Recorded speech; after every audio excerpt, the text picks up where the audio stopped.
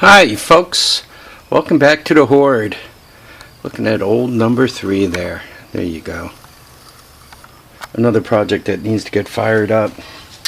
Let's see, it's somewhere around 5 o'clock, 23.9 degrees Celsius, 68% humidity. It's been raining on and off all day. Nothing major, but it is June 15th, Monday, 75.3 degrees. So, what am I up to today? Do you want to see why it's kind of cool to live at my house? Because you never quite know what's going to show up or you're going to find. A few weeks ago, a friend of mine offered this bike to me. It's a Kawasaki Lakota. I'm not sure about the year. I don't know if any of you guys might. It looks to be in pretty decent shape. These are the OEM tires. He says it's got a carburetor problem from sitting, and the reason why he's getting rid of it is because he doesn't use it enough. The only tag I found on it was this one. I didn't find the serial number yet or any of the other stuff. So once again, it's got a carb issue. I think he has the plastic at home.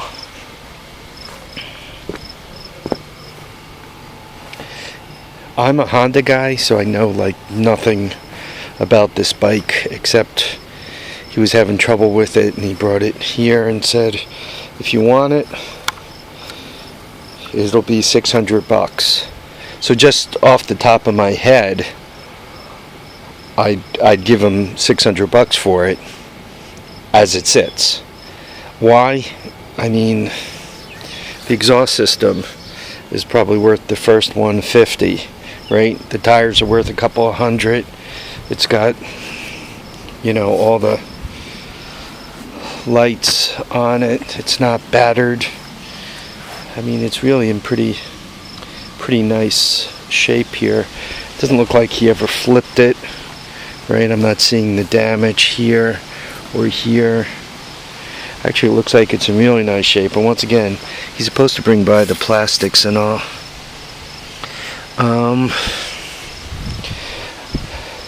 When he initially told me about this bike, I'm like, yeah, bring it over. I'll take it. I'll see what I could do with it. I'm not going to keep it. I'll probably send it off to my sons. Found the serial number. There's the serial number. But I'm not seeing that sticker, manufactured by. Well, I'm seeing the manufactured by, but I'm not seeing the year and the description other than, what you guys see there. So, right, normally you see a, Kawasaki KSF 300, something along those lines, and I'm just not seeing any of that. I'm just looking at the way the front headlights are, the recoil starter. Once again, the reason why I wasn't going to keep it, it looks like he might have had it in for repairs at some point. It's got that thing hanging off it. Normally that's, who owns it and how much money do you owe me. It has an automatic clutch. This is a back brake. So it has an automatic clutch. Throttle feels good. Which I like better. I do the kind of riding I do, especially the one-handed riding, playing with the clutch is a pain in the neck. He said the biggest problem is it's been sitting. The gas that's in it smells good. Anyway, I hope he has the seat and plastic and so forth.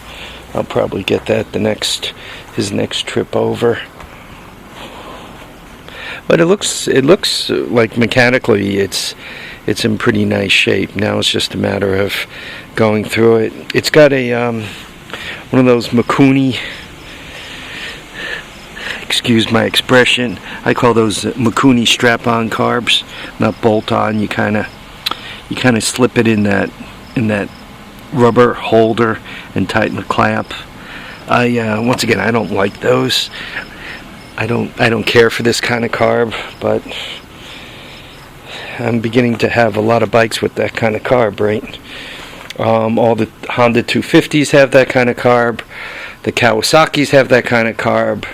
That dirt bike and that green building on the end there has that kind of carb. That Kawasaki 200. So I better learn to be good. I rebuild them and they work out most of the time. Sometimes they're fussy. Maybe I should just say every carb is like that, and just not be particularly slandering that kind of carb. I just some of the carbs, these carbs, right? I like these carbs with the manual choke, not the cable choke. Because what's the choke doing? I know exactly what it's doing because it clicks and it stays there. What's the throttle doing? I know exactly what it's doing because when I squeeze the hand grip, right, the piston moves up and down, right? The slide moves up and down. I really prefer that kind of carb.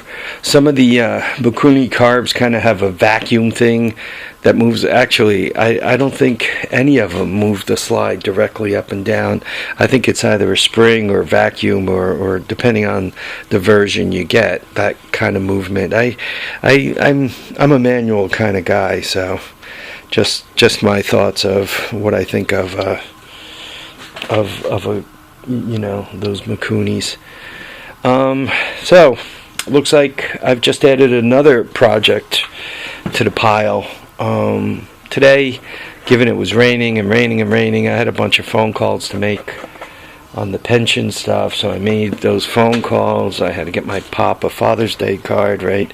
Guys, Father's Day is next Sunday, so the Attack Cat.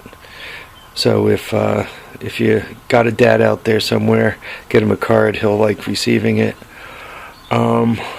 And if you don't have a dad out there, may he rest in peace, or whatever he's doing, enjoy it. So yeah, don't forget your pop on Father's Day. What else have I got cooking? I stopped at Tractor Supply and got some bolts to use on the golf cart. I went up to P&T Surplus. I like going up there, and I got some. He had some brass that I can make use of, some binding wire and all that. If it were up here, I'd show it all to you, but it's not, so I won't waste your time. So I guess that's it. So welcome to the newest project. I don't know what year it is. It's a 2000. I don't know. It's probably 6 years old. I'm going to call it a 2009 Kawasaki Lakota, I guess it's called. I think it's 300 cc's. I'm pretty sure.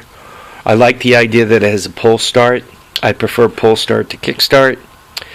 I like pull start with a backup electric start. That's really my favorite, so it has that. And it has a automatic centrifugal clutch rather than a hand clutch, so I kind of like that too. So I'm thinking this might be a keeper, or it might go to my son's house, which means it's just a extended range keeper. Generally speaking, you guys know I don't keep Kawasaki's. I should probably just plan on getting it out to my son's house and stop fooling around. But it's going to cost me $600, and he don't have $600, so that's why I'm kind of debating I'm kind of rolling the topic back and forth. We'll see if he comes up with $600. If he's got $600, he can have it.